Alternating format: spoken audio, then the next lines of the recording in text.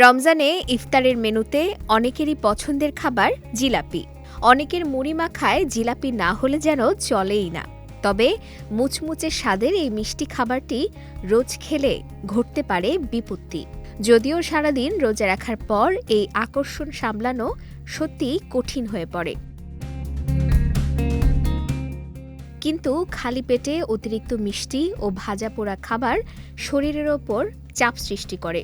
বিশেষ করে জিলাপির মতো উচ্চ চিনি ও তেলযুক্ত খাবার বেশি খেলে নানা স্বাস্থ্য ঝুঁকি তৈরি হতে পারে, যা রোজার পরবর্তী দিনগুলোকে অস্বস্তিকর করে তুলতে পারে। খালি পেটে প্রতিদিন জিলাপি খেলে রক্তে গ্লুকোজ দ্রুত বেড়ে যায়।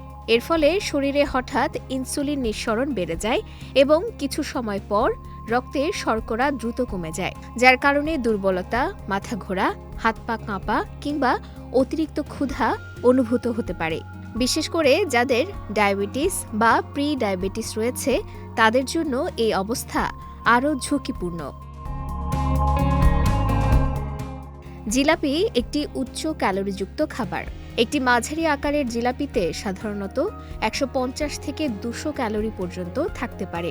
আর সারাদিন রোজা রেখে অতিমাত্রায় ক্যালোরি গ্রহণ করলে তা অতিরিক্ত চর্বি হিসেবে জমতে শুরু করে, যার ফলে স্থূলতা, পেটের মেদ বৃদ্ধি, ফ্যাটি লিভার বা উচ্চ রক্তচাপের ঝুঁকি দেখা দিতে পারে।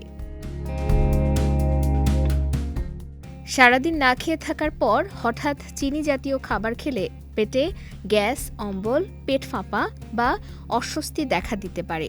তাছাড়া অতিরিক্ত চিনি ও ট্রান্স ফ্যাট দীর্ঘমেয়াদে রক্তে কোলেস্টেরলের মাত্রা বাড়াতে পারে। রমজান জুড়ে যদি প্রতিদিনই বেশি পরিমাণ জিলাপি খাওয়া হয় তাহলে রক্তে খারাপ কোলেস্টেরল বেড়ে যেতে পারে এবং হৃদযন্ত্রের ওপর অতিরিক্ত চাপ সৃষ্টি হতে পারে, যার পরিণতি হতে পারে স্ট্রোক। তাই ইফতারে জিলাপি পুরোপুরি বাদ দিতে না চাইলেও পরিমাণ নিয়ন্ত্রণ করাই সবচেয়ে ভালো। দিন শেষে খালি পেটে ফল, খেজুর আর স্বাস্থ্যসম্মত খাবার দিয়ে ইফতার করার পরামর্শ পুষ্টিবিদদের। সঞ্জিদা আজিজ, বিজয় টিভি, নিউজ ডেস্ক।